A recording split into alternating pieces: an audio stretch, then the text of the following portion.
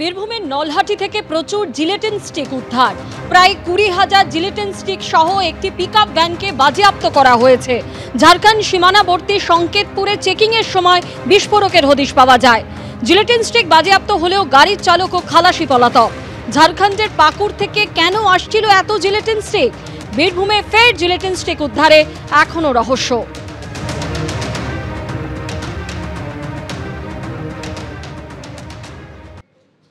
গতকাল আপনারা জানেন যে জামিনে জেলমুক্তি হয় প্রাক্তন শিক্ষামন্ত্রী পার্থ চট্টোপাধ্যায়ের। শিক্ষা নিয়োগে দুর্নীতি থেকে তৃণমূল কংগ্রেসে মমতা বন্দ্যোপাধ্যায়, অভিষেক বন্দ্যোপাধ্যায় সব নিয়ে অকপট পার্থ চট্টোপাধ্যায়। যখন তাকে বান্ধবীর বাড়িতে টাকা উদ্ধারের প্রসঙ্গ নিয়ে প্রশ্ন করা হয়, তখন তিনি বলেন যে আমার বাড়ি থেকে তো টাকা উদ্ধার হয়নি, বান্ধবীর বাড়ি থেকে টাকা উদ্ধার হয়েছে, তাই সেই উত্তর দেবে। পাশাপাশি তিনি আরো বলেন, কারো দুটো বউ থাকতে পারে, আমার বউ নেই, বান্ধবী থাকতে পারে না। হাঁটুর বয়সী যারা বিদ্রুপ করেছিল তাদের প্রতি সহানুভূতি হয়, সবটাই জানি। বান্ধবীর বাড়ি থেকে কোটি কোটি টাকা সোনা উদ্ধার নিয়ে দাবি প্রাক্তন শিক্ষামন্ত্রী।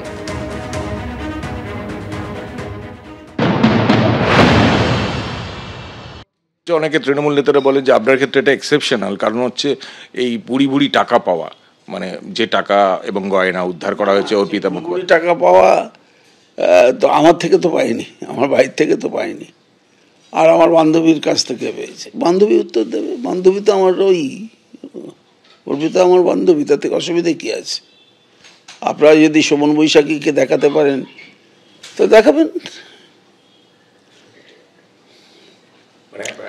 আরে এখানে দলে অনেককে খুঁজে পাবেন, সৌগতদাকে খুঁজে পাবেন, যারা যারা আছে। দিদিমণি তো খবর রাখেন না তা না, সিরিয়াল দেখেন, সিনেমা আর্টিস্টদের খবর রাখেন, তাদের কটা বদল হলো আর কটা থাকলো তিনি খবর রাখেন না? সব রাখেন। আপনি মানে অর্পিতা মুখোপাধ্যায়ের মানে বান্ধবী হিসেবে স্বীকার করছেন, মানে সদর্পে বলছেন? সেটা সদর্প বলছি, তাতে কি হলো?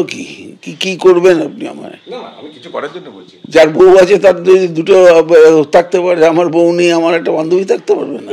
বাহ, কিসের হলো? আমি সদর্পে বলছি। এমনি মানে তার সঙ্গে যোগাযোগ হয়েছে ফিরে? না, দেখুন আমাকে হাঁটুর বয়সী, অমুক বয়সী বলে নানা রকম বিদ্রুপ যারা করেছিল তাদের প্রতি আমার সহানুভূতি হয়, কারণ তাদের সবটাই আমি জানি। জামিনে জেল মুক্তির পরে অকপট পার্থ চট্টোপাধ্যায়। শিক্ষা নিয়োগ দুর্নীতি নিয়ে যখন তাকে প্রশ্ন করা হয় তিনি কি বললেন শোনাবো। এই যে শিক্ষা দুর্নীতি ধারাবাহিকভাবে এর একটা বড় ইস্যু ছিল, একটা অনিবার্য ইস্যু ছিল রাজ্য রাজনীতিতে। এইটা দলকে সবচেয়ে বড় বিড়ম্বনায় ফেলেছে। আপনি কি মনে করেন? কারণ হচ্ছে মনে করি না। কেন? দুর্নীতি কোনো ইস্যুই না। তাহলে জয়ললিতা ফিরতে পারতো না, স্টালিন ফিরতে পারতো না, এমনকি বিজেপিও ফিরতে পারতো না। দুর্নীতি একটা বিষয়, আর একটা বিষয় হচ্ছে রাজ্যের উন্নয়ন। আমরা যদি সবটাই ব্যয় করি দুর্নীতি, শিক্ষায় দুর্নীতি, স্বাস্থ্যে দুর্নীতি, 100 দিনে দুর্নীতি, কেন্দ্রীয় প্রকল্পের দুর্নীতি, এটা তো আজ থেকে না, চিরকাল চলে আসছে। শিক্ষায় দুর্নীতি হয়েছে কি না আমার সময় তো কেউ বলেনি। আমি তো সর্ববৃহৎ টাইম, বেশি দীর্ঘ সময় ধরে শিক্ষামন্ত্রী ছিলাম। আমি 21-এ চলে এলাম, তারপরে এইসব দুর্নীতি আরম্ভ হয়ে গেল। আমি তো জানি না। কেউ তো বামপন্থীরা বলুন, বিজেপিরা বলুন, তারা গেছে বলেছে বেনিয়ম হয়েছে। আপনিও তো গেছেন, আপনার পুরনো রেকর্ডগুলো খুলুন না। তো বেনিয়ম হতে পারে, ভুল ত্রুটি হতে পারে। তার জন্যে গান্ধী মূর্তির পাদদেশে আন্দোলন হয়েছে, তার জন্যে প্রেস ক্লাবে আন্দোলন হয়েছে, তার জন্যে বিকাশ ভবনে আন্দোলন হয়েছে। এটা যেন কোনো অমোঘ মেঘ আমার এই শিক্ষামন্ত্রী হিসাবে মমতা বন্দ্যোপাধ্যায়ের নেতৃত্বে যে উন্নতি করেছিলাম। স্কুল সার্ভিস কমিশন যে পরীক্ষা নিয়ামক সংস্থা, তারাই হাজার হাজার তালিকা প্রকাশ করে বলছে যে এগুলো দুর্নীতি হয়েছে অথবা অনিয়ম। আমার একটা প্রশ্ন হচ্ছে, তারাই নিজেরাই বলছে এটা স্বয়ংশাসিত তো, এটা শিক্ষামন্ত্রীর তো কোনো কাজ নেই। কোথাও একটা নিয়ে আসুন, নিয়ে আবার সেই আইনের পথে যাচ্ছে। আপনি এই প্রশ্নের উত্তর আমি দেব না। They are statutory bodies, they have to function themselves by their board and chairman, and they have their own rules and facts. এবার দেখুন কেন্দ্রীয় প্রতিমন্ত্রী সুকান্ত মজুমদার পার্থ চট্টোপাধ্যায় প্রসঙ্গে কি বলছেন। পার্থবাবুর মানে যে বক্তব্য এসেছে সেই বক্তব্যটা আমার মনে হচ্ছে হৃদয়ের ব্যথা থেকে উনি বলছেন। তার কারণ উনি একটা কথাই বলতে পারেন, যার জন্য করলাম চুরি সেই বলে চোর। দেখুন, পার্থ চট্টোপাধ্যায় নিজে পুরোটা করেছে, এটা হতে পারে না।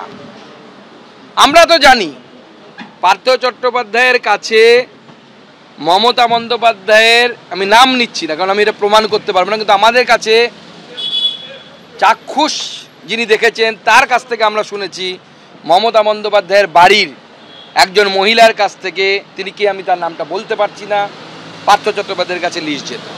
কালীঘাটের কাকুর যে অডিও রেকর্ডিং, সেই অডিও রেকর্ডিংয়ে পরিষ্কার টাকার কথা বলা আছে। এরপরেও পার্থ চট্টোপাধ্যায় যেটা বলছেন সেটা আমার বিশ্বাস বাংলার মানুষ অ্যাটলিস্ট বিশ্বাস করবে না। এদিকে বিএলএ নিয়োগের ক্ষেত্রে নিয়মে পরিবর্তন আনলো নির্বাচন কমিশন।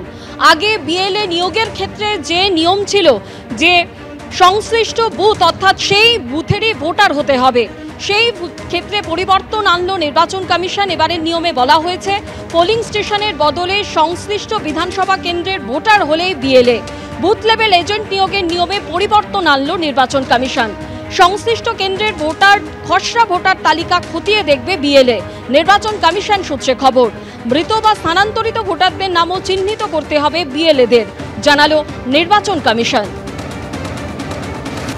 পোলিং স্টেশনের বদলে সংশ্লিষ্ট বিধানসভা কেন্দ্রের ভোটার হলেই বিএলএ। বুথ লেভেল এজেন্ট নিয়োগের নিয়মে পরিবর্তন আনলো নির্বাচন কমিশন। আগের নিয়মে বিএলএকে সেই বুথেরই ভোটার হতে হবে, সেই নিয়মে পরিবর্তন আনলো কমিশন। সংশ্লিষ্ট কেন্দ্রের খসড়া ভোটার তালিকা খতিয়ে দেখবে বিএলএ, নির্বাচন কমিশন সূত্রে খবর।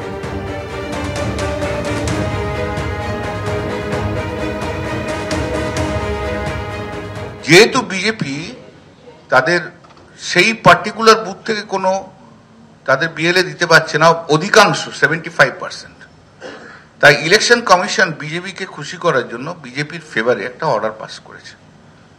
সেটাতে বলেছে যে শুধু যে পার্টে ইলেকট্রাল রোলটা হচ্ছে, মানে যে বুথে হচ্ছে সেই বুথ না, পাশের বুথ বা অন্য কোনো বুথ থেকে আনতে পারে, বাট উইদিন দ্যাট অ্যাসেম্বলি। আমরা যে বারবার বলে আসছি যে ইলেকশন কমিশন বিজেপির কথাই চলছে, বিজেপি যা বলছে তাই করছে, বিজেপির যা অসুবিধা হচ্ছে সেগুলো দেখছে, অন্য কারো দেখছে না।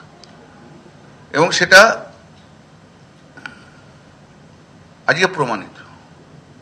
ইনসিডেন্টালি যেটা হচ্ছে, যে মুহূর্তে সার্কুলারটা হলো না, তার within 2 or 3 minutes Suvendu Adhikari x হ্যান্ডেলে পোস্ট করে আউট ওয়েলকাম করবে। তার মানে এটা আগে সেট করা ছিল।